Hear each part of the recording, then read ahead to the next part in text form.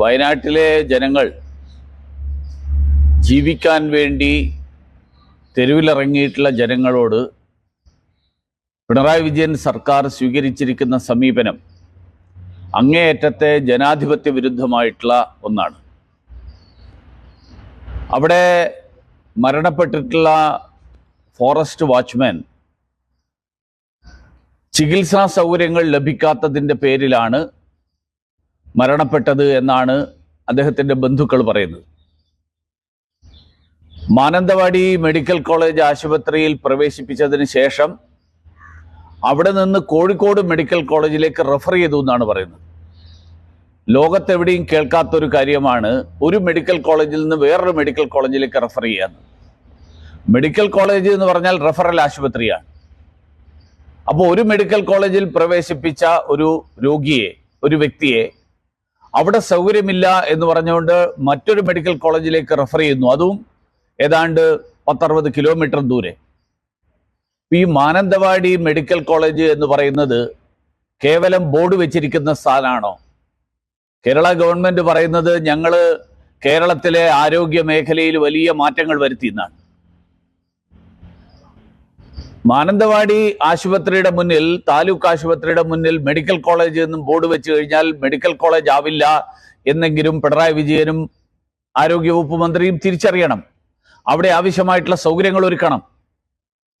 കേന്ദ്ര ഗവൺമെന്റ് 2021-ലും 2022-ലും പുറപ്പെടുവിച്ച നിർദ്ദേശങ്ങളിൽ, അഡ്വൈസറിയിൽ വളരെ കൃത്യമായിട്ട് പറഞ്ഞിട്ടുള്ള ഒരു കാര്യമാണ്, വന്യമൃഗങ്ങളുമായിട്ട് സംഘർഷം നടക്കുന്ന പ്രദേശങ്ങളിൽ ആ പ്രദേശങ്ങളിൽ ആവശ്യമായിട്ടുള്ള ആരോഗ്യ ചികിത്സാ സൗകര്യങ്ങൾ ഒരുക്കണം. കാരണം അത്തരം സ്ഥലങ്ങളിൽ പ്രശ്നങ്ങൾ ഉണ്ടാകുമ്പോൾ ആ പ്രശ്നങ്ങളിൽ പരിക്ക് പറ്റുന്ന ആളുകൾക്ക് ആശ്വാസം നൽകാൻ, ചികിത്സ നൽകാൻ ആവശ്യമായിട്ടുള്ള നടപടികൾ, ആ നടപടികൾ എടുക്കാൻ കഴിയുന്ന വിധത്തിലുള്ള ആരോഗ്യ സംവിധാനങ്ങൾ ഉണ്ടാക്കണം. അതുണ്ടാക്കിയിട്ടില്ല. മാത്രമല്ല, ഈ വനം മന്ത്രി എന്താ ചെയ്യുന്നതെന്ന് എനിക്ക് ഇപ്പോഴും മനസ്സിലാവുന്നില്ല. ഈ വനം മന്ത്രി ഇങ്ങനെ ഒരു സംഭവം നടക്കുമ്പോൾ അദ്ദേഹം കോഴിക്കോട് ഗസ്റ്റ് ഹൗസിൽ മുറിയടച്ചിട്ടിരുന്നിട്ട് TV കാണുകയാണ്. എന്താ TV-യിൽ ഇത്രയധികം കാണുന്നതെന്ന് എനിക്കറിയില്ല.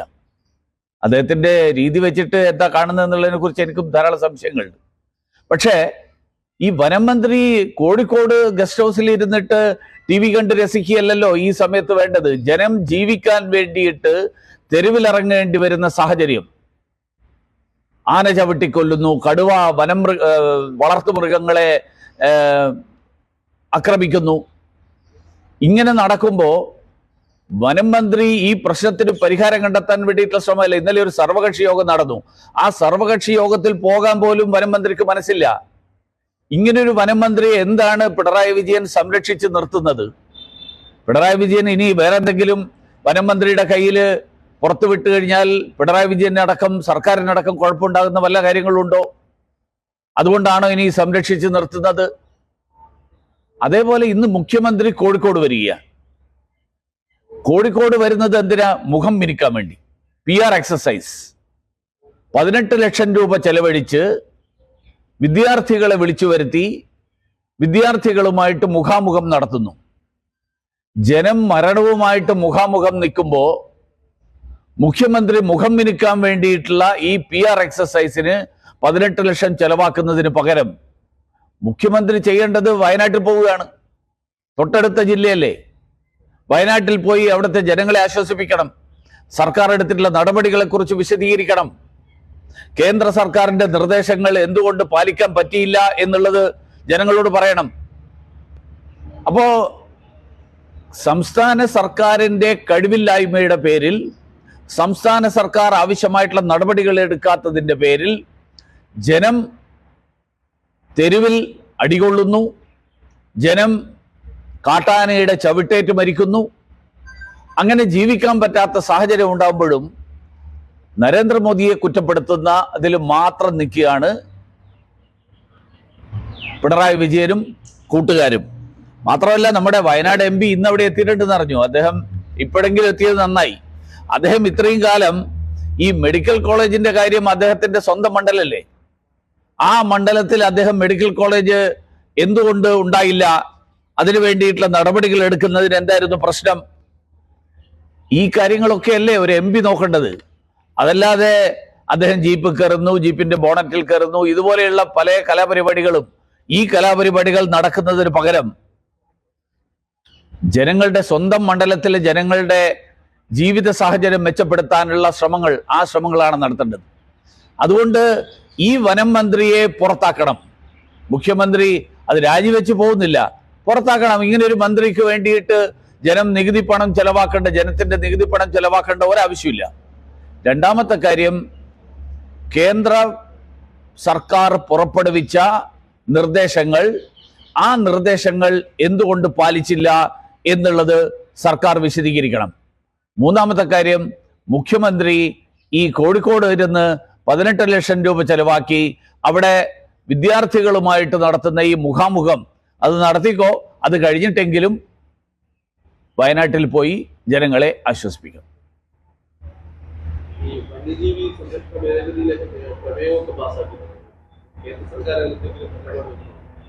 പ്രമേയം പാസാക്കുന്നതിന് മുമ്പ് തന്നെ കേന്ദ്രം കൊടുത്ത നിർദ്ദേശമുണ്ടല്ലോ. കേന്ദ്രം കൊടുത്ത പണം ചെലവഴിച്ചിട്ടില്ല. 31 കോടി 48 കോടി കൊടുത്തത് ചെലവഴിച്ചിട്ടില്ല. 2, കേന്ദ്ര സർക്കാർ പറഞ്ഞിട്ടുള്ള നിരവധി പദ്ധതികൾ, എലിഫന്റ് പ്രോജക്റ്റ് കേന്ദ്ര സർക്കാർ നേരത്തെ പറഞ്ഞിട്ടുള്ള കാര്യമാണ്. കിടങ്ങുകൾ കുഴിക്കുക, മുള്ളുവേലി കെട്ടുക, വൈദ്യുതി ഉള്ള കമ്പി സ്ഥാപിക്കുക, വനത്തിൽ മൃഗങ്ങൾക്ക് ആവശ്യമായിട്ടുള്ള ഭക്ഷണം അവിടെ അവർക്ക് കിട്ടുന്നു എന്ന് ഉറപ്പുവരുത്താൻ വേണ്ടിയിട്ടുള്ള സംവിധാനങ്ങൾ ഒരുക്കുക. നിങ്ങളൊന്ന് ആലോചിച്ച് നോക്ക്, പെരിയാർ ടൈഗർ റിസർവും അതുപോലെ കേന്ദ്ര സർക്കാർ നേരിട്ട് സംരക്ഷിക്കുന്ന ചില സ്ഥലങ്ങളുണ്ട് കേരളത്തിൽ തന്നെ. അവിടെയൊന്നും ഈ കാട്ടാന ശല്യമില്ല. കാരണം അവിടെ കൃത്യമായിട്ട് കേന്ദ്ര സർക്കാരിന്റെ നിയന്ത്രണത്തിൽ ആ പരിപാലനം മുഴുവൻ നടക്കുന്നുണ്ട്. സൈലന്റ് വാലി ആണെങ്കിലും പെരിയാർ ടൈഗർ റിസർവ് ആണെങ്കിലും അവിടെയൊന്നും ഈ പ്രശ്നങ്ങളില്ല. ഈ പ്രശ്നങ്ങൾ സംസ്ഥാന സർക്കാർ കേന്ദ്രത്തിന്റെ നിർദ്ദേശങ്ങൾ പാലിക്കാത്തതിന്റെ പേരിൽ മാത്രമാണ് ഉണ്ടാകുന്നത്. ആ പണമടക്കം ചെലവഴിക്കുന്നില്ല.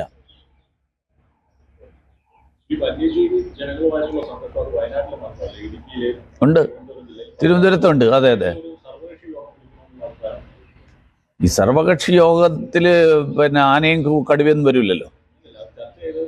അല്ല, ചർച്ച ചെയ്യാനില്ല. കേന്ദ്ര സർക്കാരിന്റെ നിർദ്ദേശങ്ങൾ നടപ്പിലാക്കുക മാത്രം ചെയ്താൽ മതി.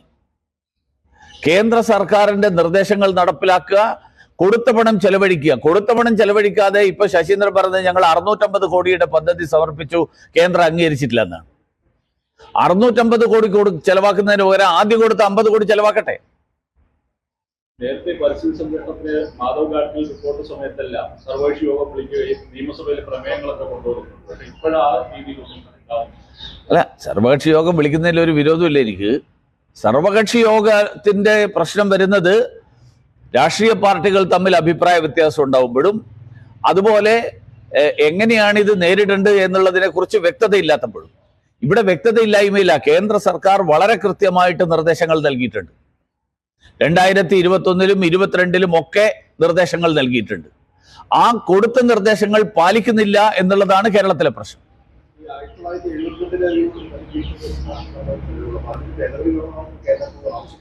അതുകൊണ്ടല്ല, അത് മുള്ളൻ പന്നിയുടെ കാര്യത്തിലാണ് ആ പ്രശ്നം. ക്ഷുദ്രജീവിയായിട്ട് പ്രഖ്യാപിക്കണം. ഇവിടെ ഇപ്പം മുള്ളൻ പന്നി അല്ലല്ലോ പ്രശ്നം ഉണ്ടാക്കുന്നത് ആനയും കടുവയാണ്. ആനയും കടുവയും നേരിടാൻ വേണ്ടിയിട്ട് മുള്ളൻ പന്നിയുടെ നിയമം ഭേദഗതി ചെയ്യണം എന്ന് പറഞ്ഞു കഴിഞ്ഞാൽ എങ്ങനെയാ? ആനയും കടുവയാണ് പ്രശ്നം ഉണ്ടാക്കുന്നത്. ആനയും കടുവയുടെയും പ്രശ്നം പരിഹരിക്കാൻ കേന്ദ്ര സർക്കാർ കൊടുത്തിട്ടുള്ള നിർദ്ദേശങ്ങൾ പാലിക്കുക, കേന്ദ്ര സർക്കാർ കൊടുത്തിട്ടുള്ള പണം ഉപയോഗിക്കുക.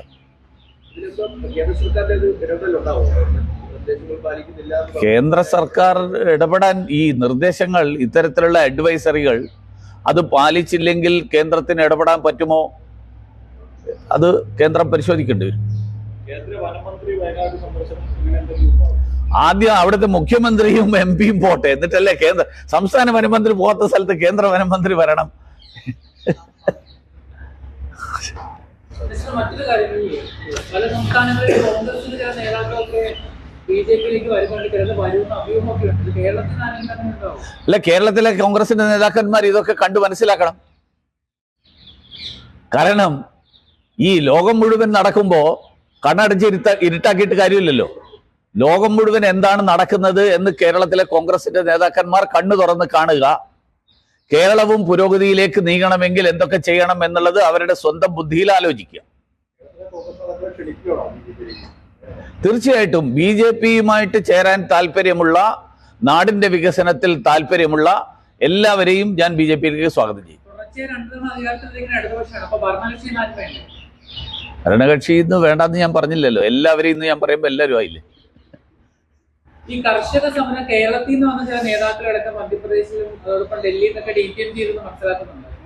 ഇപ്പോ 6ാം ദിവസമാണ് കർഷക സമരം തുടങ്ങിയത്. അതൊക്കെ പോലീസ് എടുക്കുന്ന തീരുമാനമല്ലേ, സർക്കാരിനറിയും. നിർത്താനായിട്ട് കേന്ദ്ര സർക്കാരിന് സാധിക്കും. ചർച്ച നടക്കുകയല്ലേ. ഇപ്പൊ 3 റൗണ്ട് ചർച്ച നടന്നു, ഇന്ന് വീണ്ടും ചർച്ചയുണ്ട്. അല്ല, അതുകൊണ്ടാണല്ലോ വീണ്ടും നടക്കുന്നത്. അതൊക്കെ അവർക്കറിയാലോ.